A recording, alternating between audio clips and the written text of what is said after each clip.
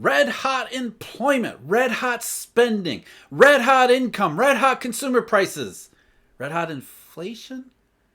I'm starting to wonder, though, if people using the term really appreciate and understand what the term is supposed to mean. Or maybe this is one of those situations because English is a living language and American English is the most lived of them all.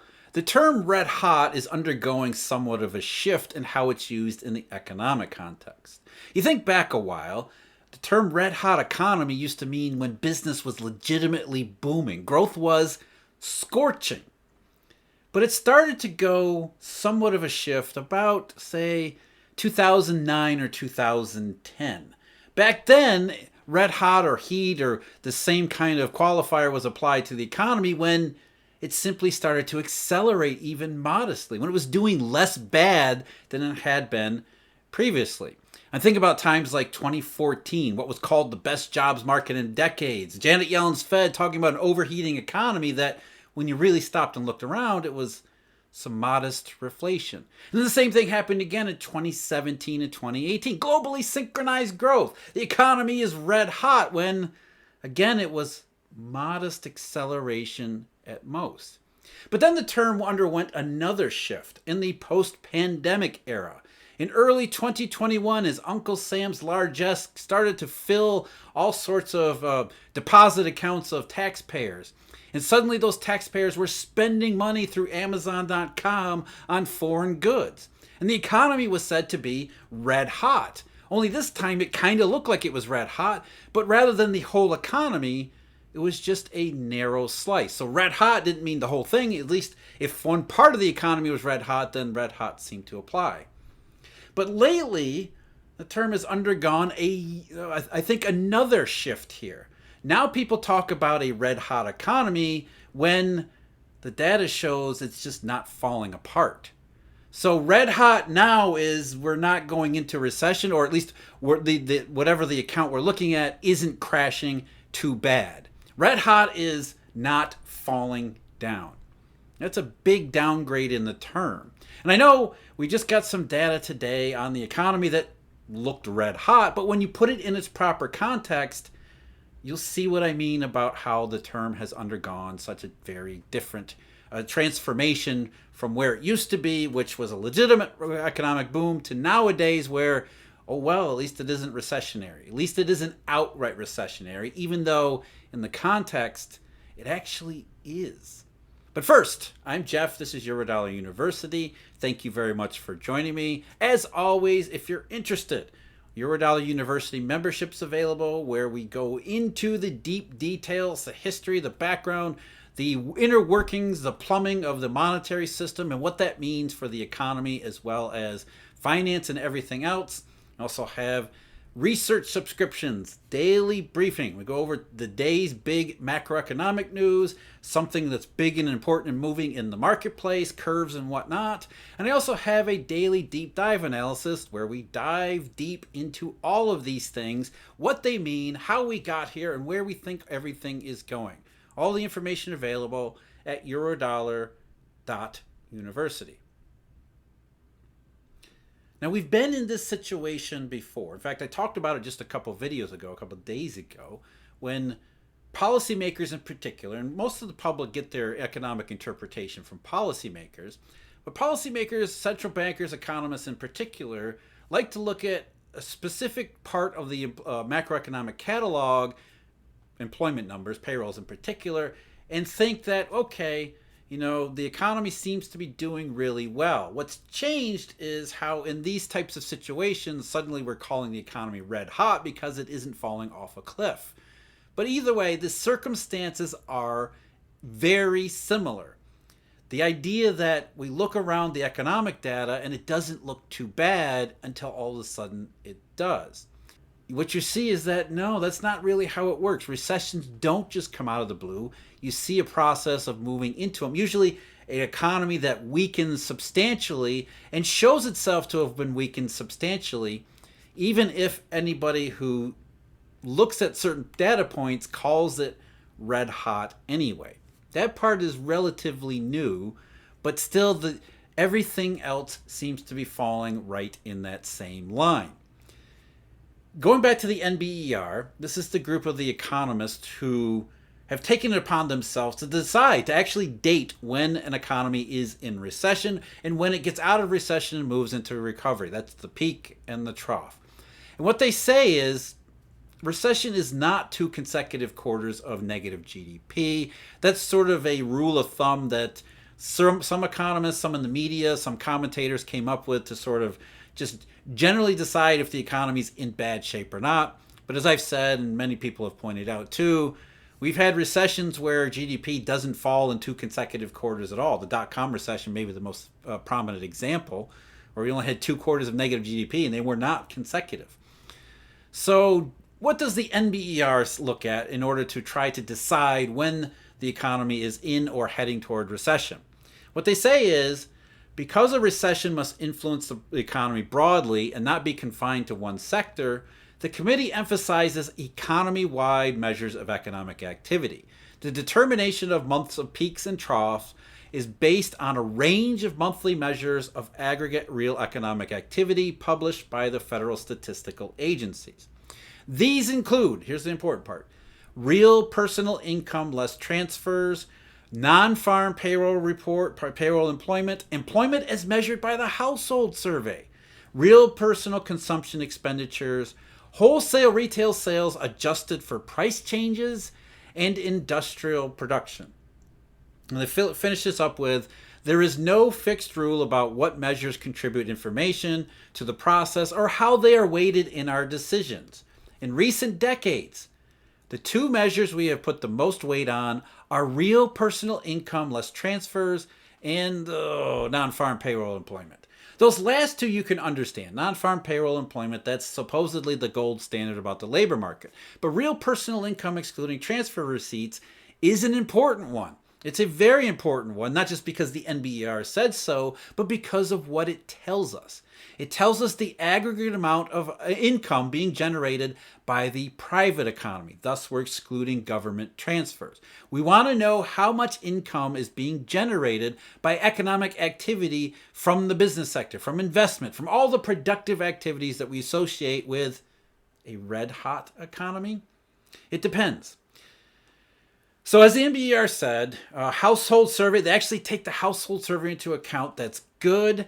As I've said, I've shown before in these videos, household survey says recession. It is screaming pre-recession, transfer into recession, especially full-time jobs. So is, by the way, wholesale and retail sales adjusted for prices. Wholesale sales are rolling over nominally. Retail sales are rolling over nominally. In real terms, they've been down for several years, which we'll talk about. Industrial production is probably the most recession-y of all the data the NBER looks at and focuses on.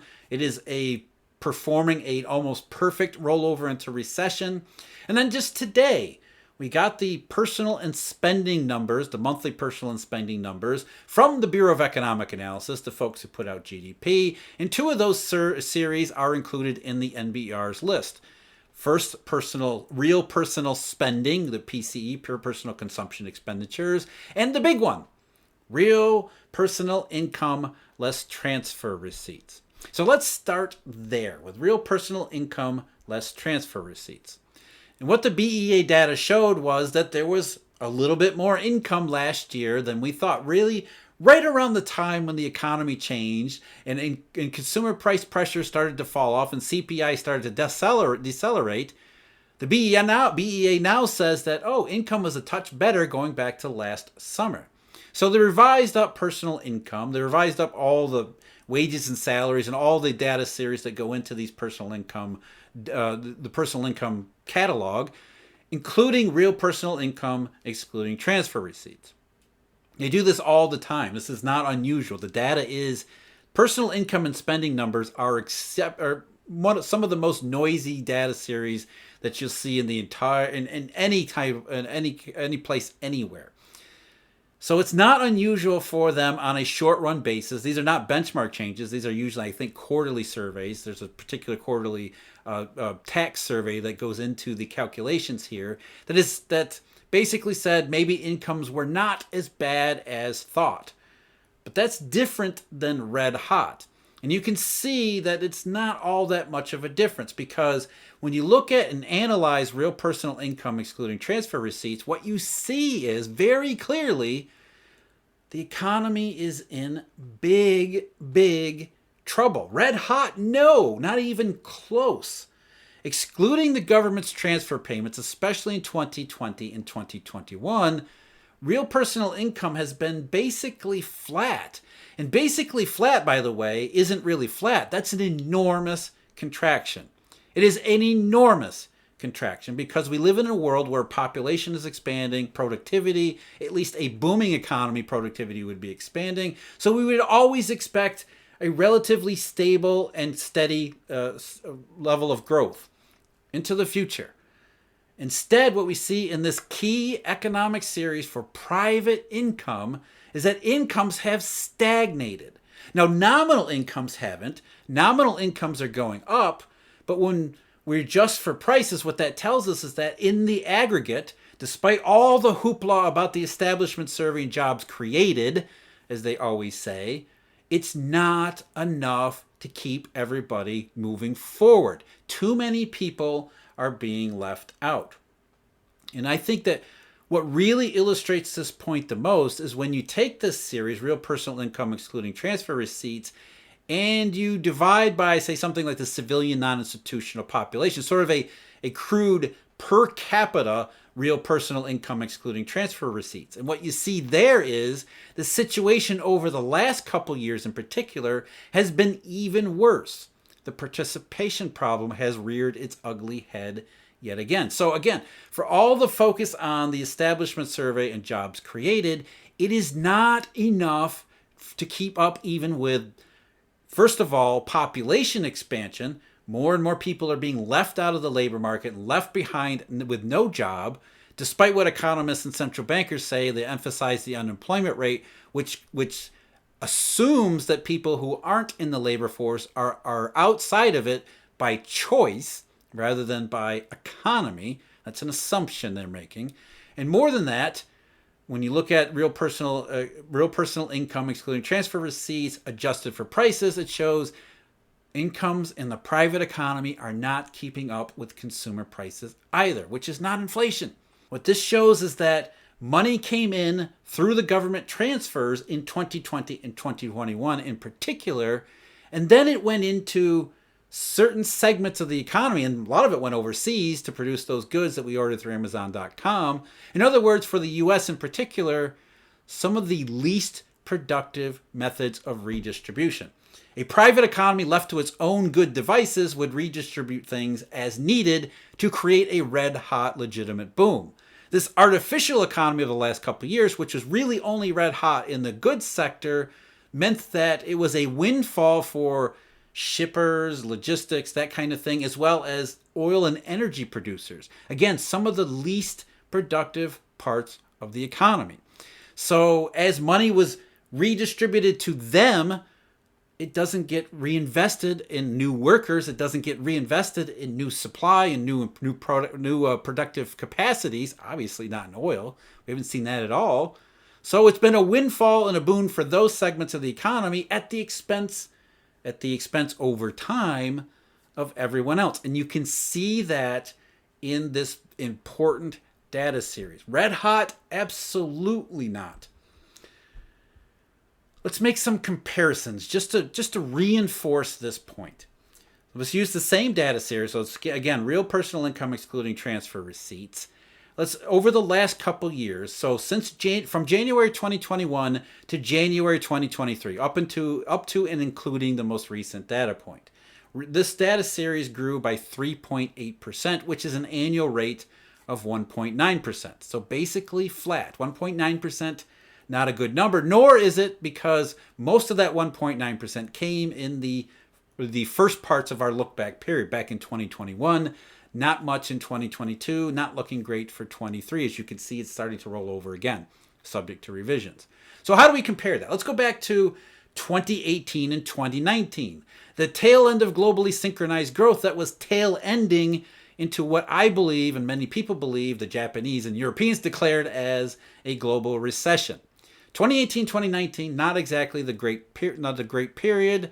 Although people said at the time it was red hot, the Fed was hiking rates, the aggregate growth over those 2 years was 7% for an annual rate of 3.4. So much better than the last couple years. How about 2013, 2014? Overheating, the best job market in decades. Real personal income, excluding transfer receipts, grew by 8.7% in those 2 years, which is an annual rate of 4.3, more than double what we've got over the last couple years that are supposed to be scorching red hot. An actual legitimate boom. Let's go back to the late 1990s, 98 and 99, the tail end of the dot-com. 9.7% over those 2 years, which is an annual rate of 4.7%.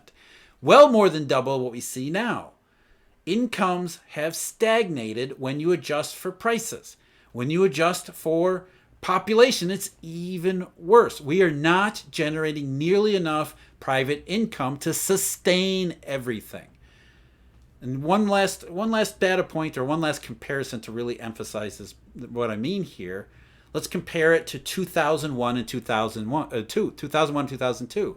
2001 had the entirety of the dot-com recession, and 2002 was not really a recovery from it. It was a sluggish recovery that perplexed the Federal Reserve because of Ross Perot's giant sucking sound. 2001 and 2002, real personal income, including transfer receipts, grew by 4.3%, even with a recession smack dab in the middle of it.